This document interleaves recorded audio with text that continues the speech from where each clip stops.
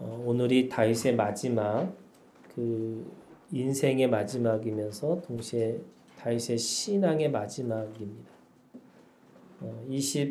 23장에 있는 1절에 있는 말씀에 보면은 이게 마지막 말이다라고 시작을 합니다. 이것은 유언이라기보다는 전체 자기가 말하는 것의 총정리라고 하는 의미가 더 큽니다. 사무엘하 22장에 보면은 다윗의 감사시가 나옵니다. 그 인생의 굴곡 또 인생의 고난을 다 당한 그 다윗입니다. 그 속에서도 하나님 앞에 감사로 고백하고 있는 말씀이 사무엘하 22장에 있는 말씀입니다. 그 고백을 다 하고 나서요. 23장에 이제 그 고백 가운데 그 고백의 터 위에 23장에 하나님의 나라를 어떻게 하면 계대하고 어떻게 하면 계승시킬까라고 하는 것에 대한 이 부탁으로 이 23장을 쓰고 있습니다. 1절부터 7절까지 우리가 읽은 이 말씀에는요. 다윗의 자녀들입니다.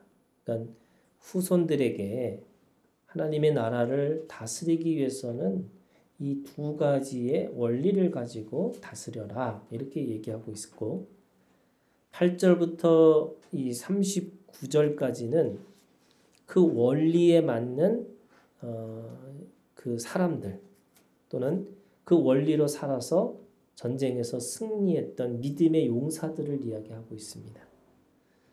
구약은 전쟁의 용사들이지만 이거를 신약에서 보면은 히브리서 11장의 믿음의 선진들, 믿음의 용사들과 같은 사람들입니다.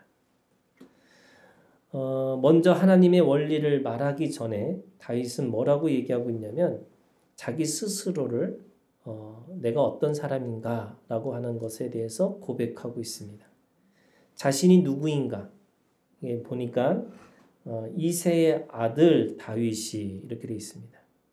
그러니까 전에는 이새의 아들 다윗이었습니다. 육신으로 생각하면 그냥 다윗의 자기 아버지가 이새다라고 이새의 아들 이렇게 어떻게 보면 족보로서 얘기하고 있는 거죠.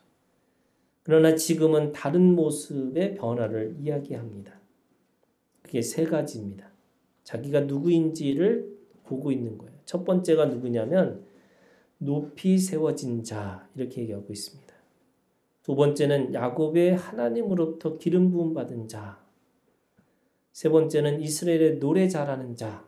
그러니까 자기 스스로를 그렇게 보고 있는 겁니다. 근데 이것은 단순한 상황이나 또 인생을 다 겪어보고 자기의 외모가 이렇게 변했구나 또는 이렇게 상황이 변했구나 라고 하는 것의 의미가 아니고요. 은혜 받은 자의 내면의 변화에 대한 이야기를 하고 있습니다. 내가 어떻게 내면이 변했는지. 그러니까 신앙은 변화한 거죠. 내 내면이 어떻게 변화해야 되는지를 보고 있어야 되는 겁니다. 우리는 이 눈이 바깥에 있기 때문에 이게 바깥을 바라보는 거기 때문에 계속 다른 사람이 어떻게 하고 또 어떤 상황이 벌어지고 어떤 관계가 있는지에 거기에 치중한 나머지 자기 자신을 바라보지 못합니다. 근데 성경은 우리에게 거울과 같은 건데 계속해서 우리 스스로를 내 내면을 들여다보라고 얘기하고 있고 그 들여다보는 것만이 아니라 자신의 내면의 변화에 대해서 이야기하고 있는 겁니다. 저는 은혜를 받는 자의 그 내면의 변화 이게 어떻게 생겼을까? 그것은 그 은혜를 받는 자의 가장 중요한 특징 중에 하나가 뭐냐면요. 그 상황을, 그 관계를, 그 모습을 해석할 수 있는 능력이라고 믿습니다. 자신을 바라보는 능력이라는 것이 뭘까? 우리가 보통 이제 지금 상황이 벌어지고 있는 어떤 관계가 벌어지고 있는 것을 보면 계속 그 관계 안에 나 또는 그 상황 안에 나라고 생각을 하기 때문에 어떻게 보면은 그 안에서 자기 스스로를 그 안에다가 계속 또는 상황을 바뀌거나 관계를 바꾸기 위해서 계속 노력할 수밖에 없습니다. 그런데 오늘 이 다윗은 여러분 다윗의 인생은 그냥 한마디로 보면 쓸쓸한 인생이었습니다. 이거는 사람들이 볼 때는 그냥 쓸쓸한 인생이었습니다. 그런데 그 다윗이 자기를 바라보는 관점은 또 다른 겁니다. 어떻게 보면은 이 신앙이라는 은혜의 신앙이라는 이것을 우리가 해석한다는 말은 무슨 뜻이냐면 이 주관적인 것이 아니고요. 객관적이라는 겁니다. 하나님의 진리라고 하는 이 객관에서 자기를 바라봐야 된다는 거예요. 근데 사람들은 자꾸 주관적인 그때 그 어떤 상황, 어떤 관계 안에서 바라보기 때문에 힘들 수밖에 없다는 겁니다. 객관적 신앙이라는 게 뭘까? 여러분, 객관적 신앙이라는 것은 하나님의 나라로, 하나님의 말씀으로, 하나님의 생명으로 바라볼 수 있는 지혜입니다. 우리가 가지고 있는 이 객관이라는 것은 결국 하나님을 통해서 사물을 보고 하나님을 통해서 사람을 보고 있어야 되는 거죠. 근데 우리는 계속 자신의 눈으로 자신의 것을 바라보려고 하고 있는 겁니다. 그렇기 때문에 여러분 주관적인 신앙과 이 객관적인 신앙으로 가기 위한 가장 중요한 원리 중에 하나가 뭐냐면 정한 마음입니다. 이 정한 마음을 가지고 있지 않으면요. 우리는 그 상황에서 계속 울그락불그락 할 수밖에 없습니다. 또 그 안에서 내가 어떻게 해야 될지를 갈 바를 알지 못하는 어떻게 보면 갈짓자로 계속 왔다 갔다 하고 있는 겁니다. 그러면 이 객관적인 신앙, 하나님의 눈으로 자신이 누구인지를 정확하게 고백하고 있는 이 고백이 첫 번째가 높이 세워진 자라는 겁니다. 다윗이 스스로를 나는 높이 세워진 자다. 하나님이 자기를 낮은 자리에서 높은 자리로 올리셨다는 겁니다. 이게 굉장히 중요한 겁니다. 뭐냐면 원래부터 높은 자가 아니라는 거예요. 하나님이 그렇게 하나님의 은혜로 그렇게 높이셨다는 것을 이야기하고 있는 겁니다. 우리가 사람들이 생각하는 거잖아요. 자기가 왕이 되면 이새라고 하는 아버지도 왕이 되는 거예요. 그거 아시죠? 예, 이성계가 왕이 되면 이성계의 아버지도 자연스럽게 왕이 됩니다. 무슨 말이냐면 왕이 되는 순간에 자기가 가지고 있는 것들을 다 미화시키는 거예요. 그래서 내가 얼마나 뛰어나서 얼마나 위대해서 내가 이렇게 왕이 됐다라고 생각하는 거죠. 그런데 다윗은 그렇지 않습니다. 원래 비천한 자였고 원래 없는 자였는데 하나님이 높이셨다는 겁니다. 이 높였다라고 하는 이 마음을 가지고 있어야지만 저는 이제 이 감격과 감동과 감사가 있을 수 있다. 만약에 우리가 계속 높이다가 떨어지면 여러분 그건 슬픔이고 고통이잖아요. 그런데 낮은 자가 높여진 상황에서는 어떤 것이든 어떤 상황이든 여러분 그것이 다 하나님 앞에 감사고 감격이고 감동입니다. 그것이 하박국 선지자의 고백입니다.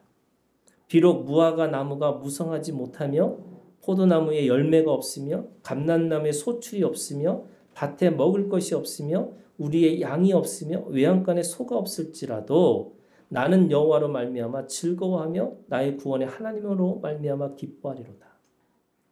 여호와로 인하여 다 없어고 없고 없다 할지라도 여호와로 인하여 이 여호와로 인하여라고 하는 이 믿음이 뭐냐면 자기가 낮은 자여서 하나님께서 높이셨다는 믿음 가운데 있다는 겁니다.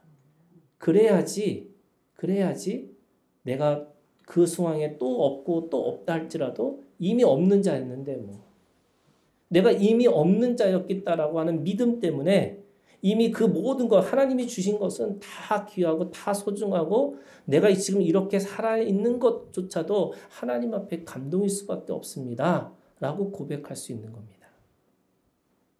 여러분, 여호와만으로 기뻐하는 것이 구원이 주는 참된 감격이고 감동이고 감사합니다.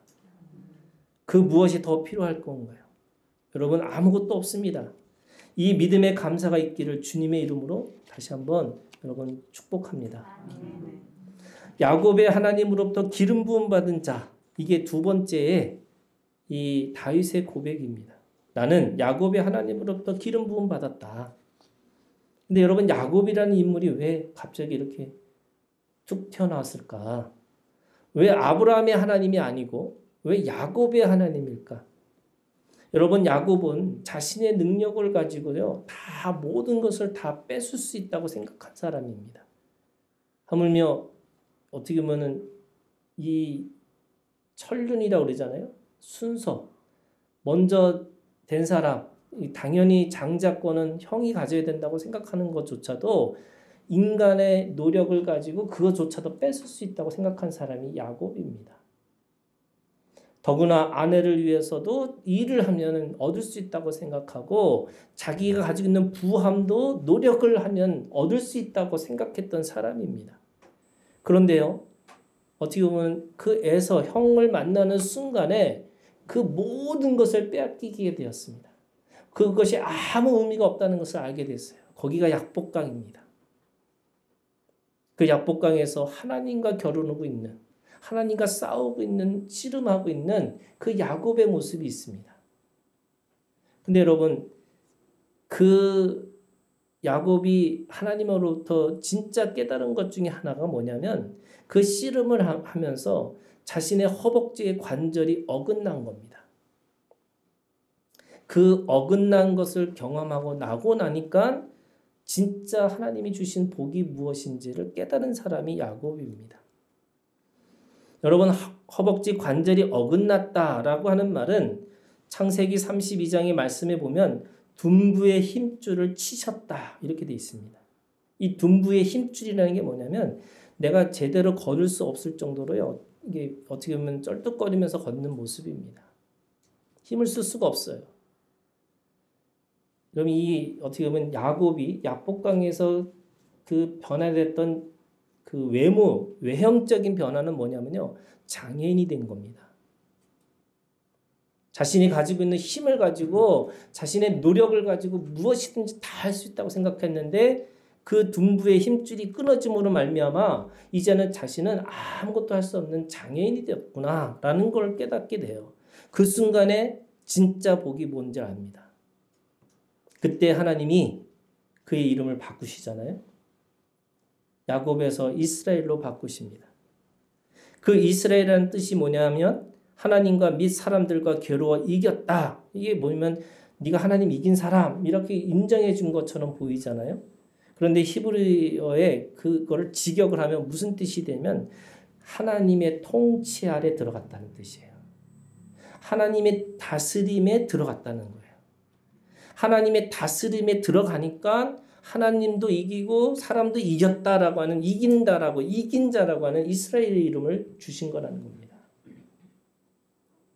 그러면 여러분, 이 통치의 첫 번째 통치를 받은 사람이 누구냐면 야곱이에요.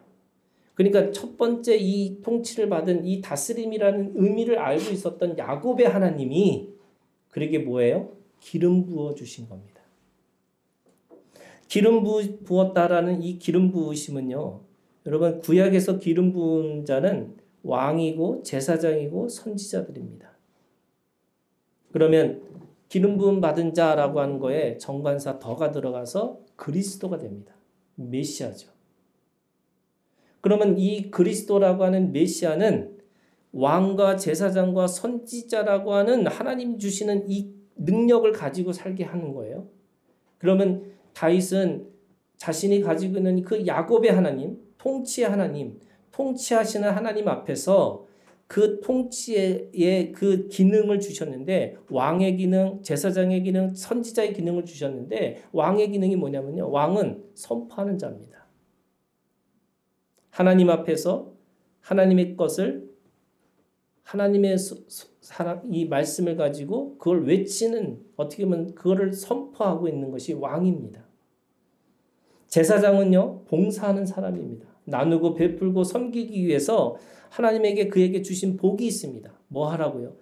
그 복을 나누고 베풀고 섬기라고 주신 제사장의 복이 있습니다. 제사장이 가지고 있는 사역이 있습니다. 세 번째는 선지자의 말씀이 있어요. 하나님이 주신 말씀입니다. 하나님께서 그 말씀을 가지고 어떻게 보면 가르치고 또 그 말씀을 가지고 살라고 주신 그 선지자에게 주신 말씀의 기능, 말씀의 사역이 있습니다. 그래서 말씀이 실제라는 것을 선포함으로 그 말씀의 창조가 우리 가운데 들어와서 말씀을 추구하는 그 삶으로 살아가는 것이 선지자입니다. 그러면 여러분, 야곱의 하나님이 기름 부음 받은 자로 세우셨다는 거예요. 그게 다윗이 자기가 바라보고 있는 자기의 정체성입니다. 세 번째는 이스라엘의 노래자라는 자라는 말로 이야기하고 있습니다. 여기서 노래라는 것은 승리의 노래입니다. 여러분, 노래가 음과 박자와 가사잖아요. 근데 왜 이 노래는 어떤 거냐면 찬양입니다. 이 찬양이라는 말 속에는 가사가 중요하다는 거예요. 어떻게 보면 이야기가 있어야 되는 거예요. 음도 중요하고 박자도 중요하지만 더 중요한 건 뭐냐면 그 가지고 있는 그 가사, 내용입니다. 그래서 노래를 잘한다라는 말은 기교가 아니죠. 무슨 말이냐면 그 노래를 잘하고 있는 그 속에서 하나님을 만나고 하나님을 경험했던 그 이야기가 굉장히 많다는 뜻입니다.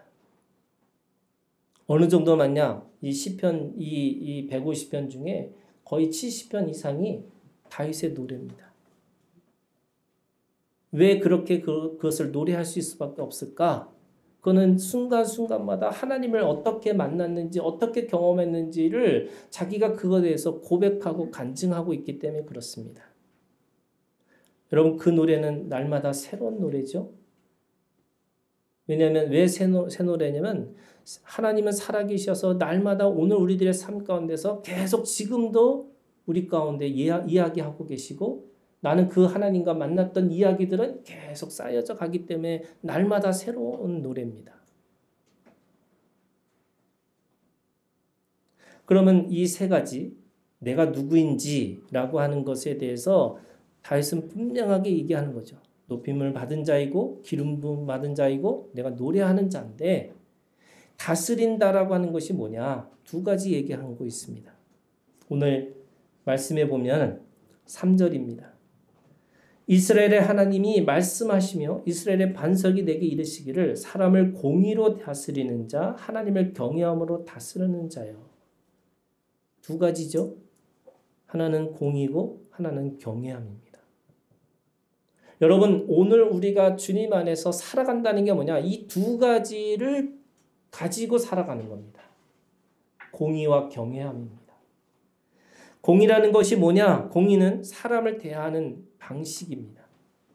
의롭게 대하는 것은 차별 없이 대하는 방식이죠.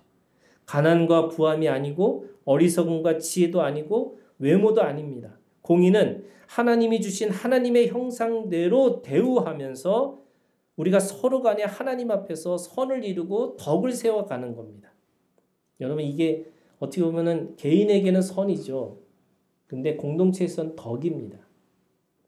그래서 선과 덕이라고 하는 이 방식을 가지고 우리가 사람을 대하고 살아가는 겁니다. 하나님의 나라는 이 선과 덕을 세워나가는 방식에서는 여러분 살리는 나라는 거죠. 그 안에서 살리기 위해서 선을 베풀고 살리기 위해서 덕을 베푸는 겁니다.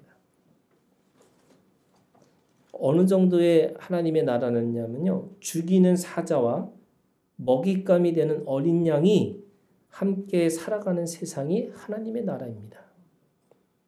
이사야 선지자가 환상을 보잖아요. 어떻게 보면은 뱀과 어린아이가 같이 공존할 수 없는데도 불구하고 함께 놀고 있습니다. 그것이 뭐냐면 하나님 앞에 공의를 세워가는 거예요. 여러분, 공의라는 것이 예를 들면 사랑이 없는 공의는 잔인한 거고요. 만약에 그 안에 사랑만 있고 공의가 없으면 그 사랑은 해픈 사랑이 되고 방종이 됩니다. 그러면 오늘 우리가 가지고 있는 이 공이라는 것은 결국 하나님 앞에서 살리는 어떤 원리가 되는 거죠. 사람을 어떻게 살릴 것인가? 하나님의 공의로 살리는 겁니다. 그런데 그 무엇보다도 두 번째가 어떻게 보면 하나님을 경외함입니다. 하나님의 경외함으로 다스리라는 거예요. 그 하나님을 경외한다는 뜻이 뭐냐면 하나님의 마음을 살피고 하나님의 마음에 들도록 살아가려고 노력하는 겁니다. 하나님의 마음이 뭘까?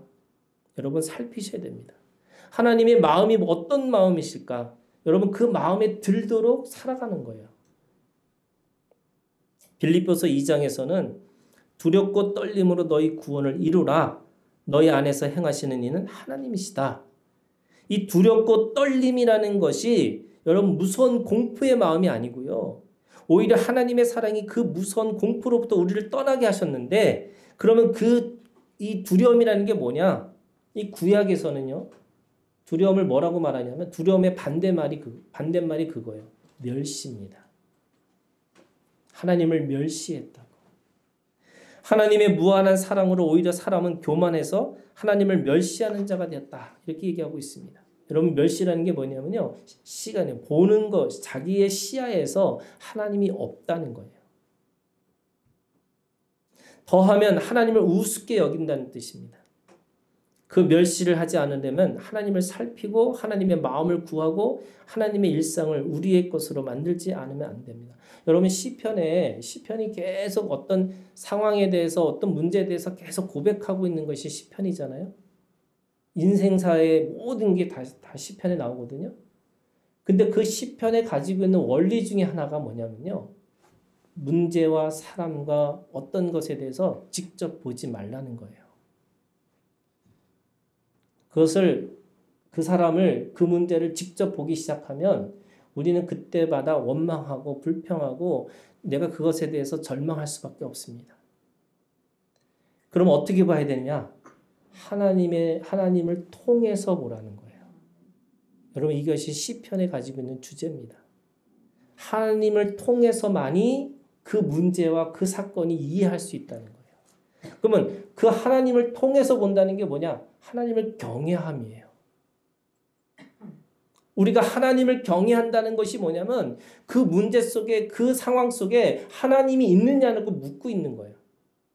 근데 사람들은 대부분 어떻게 보냐면요. 상황을 보고 그 뒤에 계신 하나님을 보는 거예요. 그러니까 하나님이 왜 상황을 이렇게 주셨습니까? 왜 그런 사람을 나한테 붙여줬습니까? 그래서 그 사람을 보고 뒤에 가서 하나님 앞에 원망하고 불평하는 거예요. 근데 우리는 하나님을 앞에서 봐야 되는 거예요. 여러분 그게 믿음이에요. 그래서 하나님이 그 사람을, 하나님이 그 문제를, 왜 하나님이 그 사건을 나에게 주셨을까? 그래야지 어떻게 보면은 하나님의 경외함으로, 하나님의 눈으로, 하나님의 마음으로 살아갈 수 있는 거죠. 다윗은 하나님의 마음 중심이 있었습니다. 여러분 그 마음의 중심이 하나님을 향해서는 경외함이고요. 사람을 향해서는 공의입니다. 다윗이 살아가는 동안에 내가 이 사건이 어떻게 왜 일어나는지를 늘 묻고 있었던 게 다윗입니다. 그 사람을 왜 어떻게 해야 되는지를 하나님의 공의의 마음으로 보고 있었습니다. 우리가 읽은 4절부터 7절까지는요.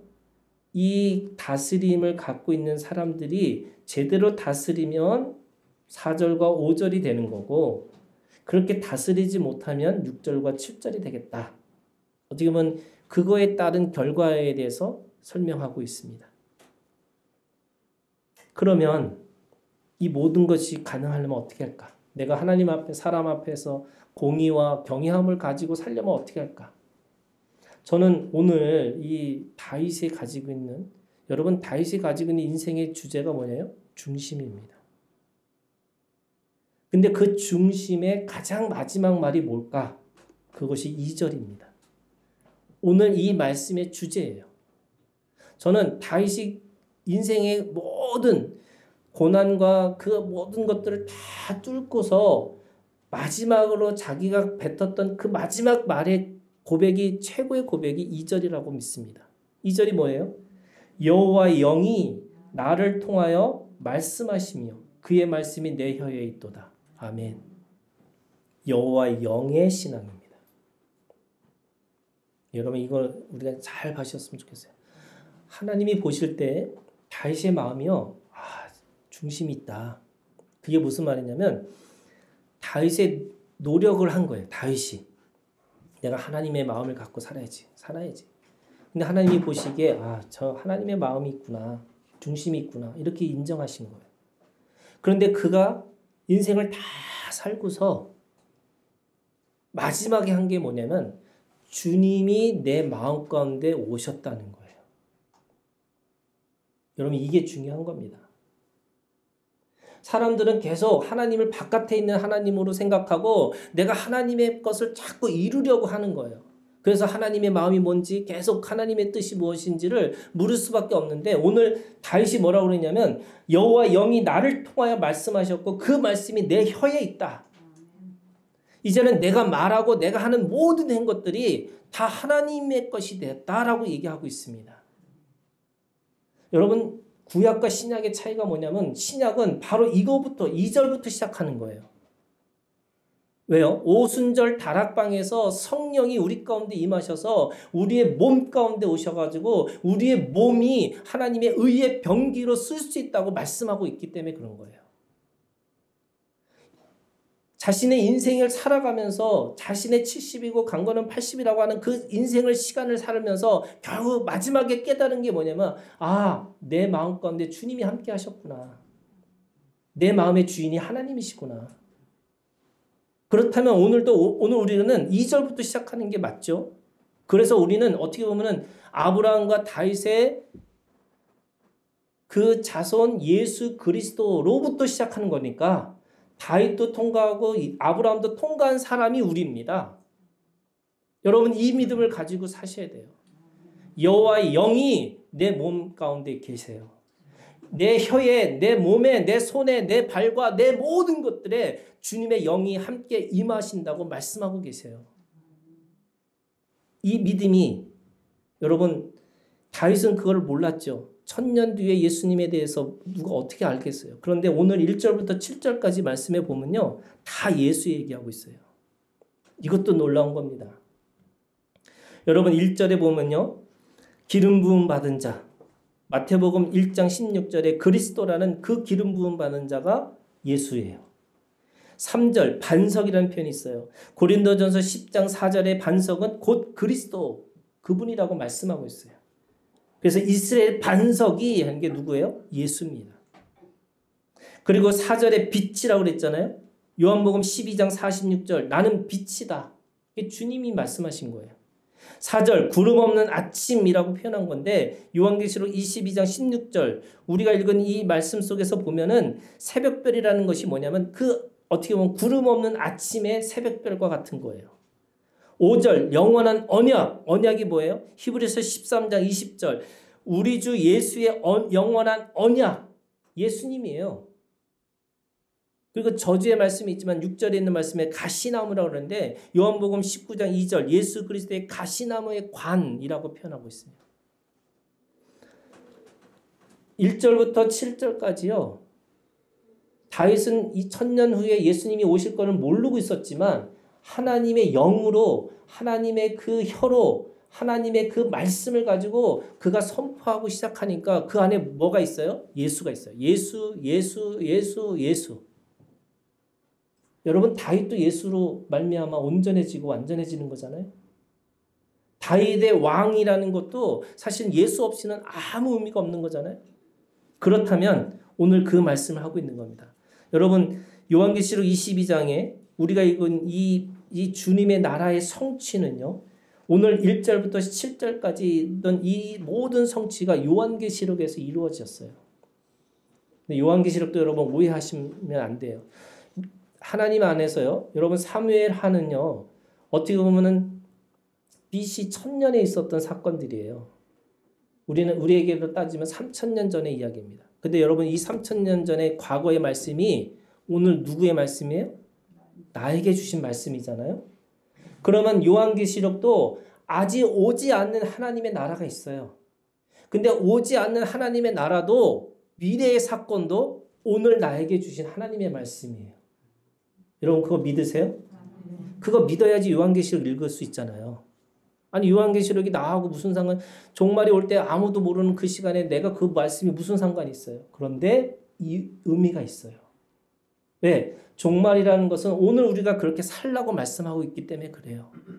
그러면 요한계시록 22장에 오늘 말씀해 보면 성령의 영, 하나님의 영으로 살아가는 사람들에게 주시는 이 어떻게 보면 이 우리에게 주시는 하나님의 영으로 살아가는 그 모습에 대해서 우리에게 설명하고 있는 건데 22장 17절 뭐라고 그랬냐면 17절 성령과 신부가 말씀하시기를 16절에 보면 나 예수는 그러니까 성령과 신부라는 게 뭐냐면 성령과 성령의 다스림을 받는 교회를 얘기하고 있어요. 신부가 교회거든요. 근데 그냥 신부가 아니죠. 성령의 다스림, 성령의 통치 가운데 하나님의 영의 통치 가운데 있는 교회 그 사람들에게 뭐라고 그래요? 오라고요. 하나님의 그것에 대해서 생명수를 받기 위해서 오라고 얘기하고 있습니다. 성령의 소리가 있어요. 성령의 가르침이 있습니다. 성령의 인도하심이 있습니다. 그게 뭐냐? 오라는 거예요. 오라고. 생명수를 마시라.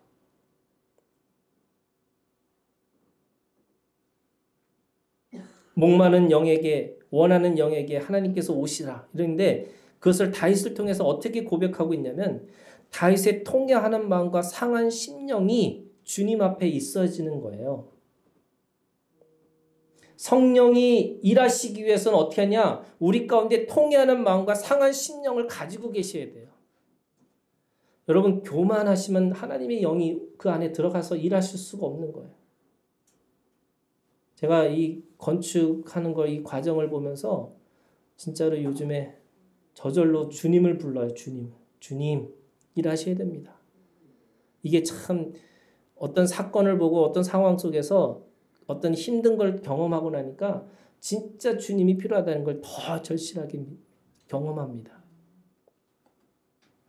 여러분 오늘 우리 속에서 주님이 오시기 위해서 하나님의 마음 우리가 가지고 있는 마음이 뭐냐면 통회하는 마음과 상한 심령입니다.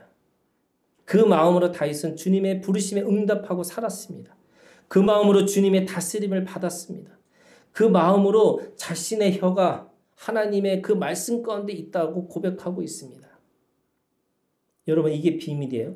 어떤 거냐면 하나님의 영으로 산다는 것은 하나님의 몸으로 산다는 의미입니다. 여러분 이것도 아셔야 돼요. 성령은 우리 가운데 우리 몸 가운데 오셨다는 말은 성령이 어떻게 일하시는가를 보기 위해서 우리가 어떤 영적인 어떤 신비 그런 게 아니고요. 우리의 몸 안에서 하나님께서 일하고 계시다는 것을 여러분 경험하고 계셔야 돼요. 두 번째는 18절부터 19절 22장 이 요한계시록 22장 18절부터 19절까지의 말씀을 보면 그 말씀에 더하거나 감하지 말라 이렇게 얘기합니다. 거기다가 뭘 집어넣지 말라는 거예요. 자신의 욕심과 자신의 욕망을 집어넣으면 안 된다는 거예요. 주님이 인도하시는 그 길은 좁고 협착하고 다니는 사람이 적어요. 하지만 그 길은 생명의 길이고 그 길만 유일한 길이고 그래서 그곳에 도착하면 생명의 나무와 거룩한 성이 있다는 겁니다. 그 생명나무라는 게 뭐예요? 쉬는 거예요. 거룩한 성은 뭐예요? 자기를 안전하게 하신다는 거예요. 우리가 가지고 있는 진정한 쉼과 안전은 주님의 그 길을 쫓아서 가면 되는 거예요. 거기다 더하거나 감하지 말라는 거죠. 빼지 말라는 거예요. 그냥 하나님께서 하신 말씀대로 우리가 살게 되면 그 속에서 주시는 하나님의 쉼과 안식이, 안전이 그 안에 있다고 말씀하고 있습니다. 여러분 다윗의 왕국은 왕의 나라가 아닙니다. 그것은 하나님이 주인 되는 나라이고 하나님의 사랑이 영원한 법인 나라이고 하나님의 공의와 경외함으로 샬롬을 이루는 평화의 나라입니다. 다윗은 하나님의 영의 인도하심을 따라 이스라엘이 그 이름대로 다스림을 받는 나라가 되기를 바라고 있었습니다. 오늘 말씀해 보면은 16절에 이렇게 얘기하고 있죠. 예수인데 나는 다윗의 뿌리라고. 그 자손이라고. 다윗의 뿌리요 자손이라고 하는 그 고백이 어떻게 보면 오늘 우리가 말씀 읽었던 이 사무엘하 22장 1절부터 7절에 있는 그 말씀으로부터 요한계시록까지 함께 이어져 가는 겁니다. 마지막으로 여러분, 여호와의 영은 우리에게 오늘 기도하게 하시는데 그 기도의 제목이 뭐냐? 오늘 우리가 읽은 이 말씀의 20절에 있는 말씀입니다. 20절에 기도의 그 마지막 우리에게 주시는 하나님의 영으로 우리에게 주신 마지막 말씀이 그 기도가 아멘 주 예수여 오시옵소서. 이게 뭐예요? 아람어로 얘기하면 마라나타입니다. 문제 가운데 오시는 하나님, 고난 가운데 오시는 하나님, 그 사람 가운데 오시는 하나님. 그런데 그 하나님이 어떻게 오시냐? 여러분, 우리가 부르는 거예요. 주님 앞에 그 문제 가운데 그 사람, 그 인생 가운데 오시기를 우리가 함께 주님 앞에 그렇게 고백하고 주님이 오셔야 됩니다라고 우리가 고백하고 있습니다. 다윗의 신음, 여러분 다윗이 얼마나 죄를 많이 지은 사람입니까? 다윗의 문제, 그런데 그 마지막 노래가 주님을 불렀더니 주님은 잊지 않으시고 그의 믿음으로 말미암아 우리 가운데 오셨다고 고백하고 있습니다. 여러분, 우리가 해결할 수 없는 인간의 한계 상황에서 우리는 이 고백을 해야 되는 거죠. 아멘 주 예수여 오시옵소서. 여러분, 이 마라나타의 기도는요, 주님 앞에 마지막 외침입니다. 구조 요청입니다. 다윗의 인생은 고난의 일상이었습니다. 여러분, 다윗은 기적이 없는 인생을 살았습니다. 그 약속의 증거는 받았지만 그의 인생은 약속의 성취는 미미한 것처럼 보였습니다. 그 말년은 더 쓸쓸했습니다. 하지만 그 고난과 그 외로움 가운데 그의 노래의 주제가 뭐냐? 그 외로움과 고난, 그 고난의 외로움과 그 고통의 이야기가 그 다윗의 신앙의 자기 인생의 노래가 아닙니다. 왜냐하면 그는 날마다 새로운 하나님의 성취를 이루어질 것을 믿고 있었기 때문에 마지막에 이 고백을 한 거죠. 주님이 오셔야 됩니다. 여러분, 시편에 있는 그 다윗의 시를 보면 뭐라 하냐면 주님이 우리 가운데 오셔야 됩니다라고 계속 그 이야기를 하고 있습니다. 이게 저는 이 마라나타 신앙입니다. 오늘 우리가 문제가 있어요. 우리의 상황이 힘듭니다. 그런데 그럴 때마다 주 예수여 오시옵소서. 여러분, 이 고백이, 이 기도가 우리의 혀에 있기를 원합니다. 이 마라나타의 기도는요, 여러분, 그러나의 소망이 있습니다. 그러나 상황이 이래요. 이 문제가 있습니다. 해결할 수 없습니다. 그러나 우리에게 소망이 있습니다. 주님이 오시면 반드시 온전해지고 완전해질 것입니다. 그 문제의 키는 주님이 가지고 계시기 때문에 우리의 인생에서 가장 실패한 그 순간에 여러분, 마라나타, 아멘, 주 예수여 오시옵소서. 여러분, 이게 어떤 종말론자들의 그런 고백이 아니라 오늘 우리들의 일생의 고백입니다. 그래서 여러분, 이거 붙잡고 계셔야 돼요. 왜냐하면 이 약속의 이 말씀이 오늘 우리 가운데 이 기도를 통해서 실제가 되기 때문에 그렇습니다. 우리가 모르는 시간에 1000년이지만 우리가 모르는 시간에 하나님께서 우리의 기도를 주 예수여 오시옵소서라고 하는 그 문제의 해결 가운데 하나님이 오셔서 반드시 성취하실 거라고 믿습니다. 그게 약속입니다.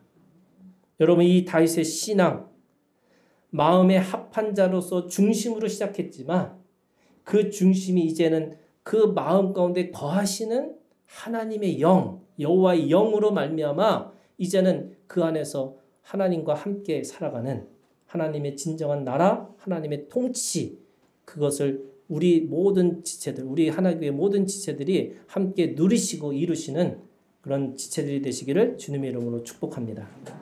기도하겠습니다.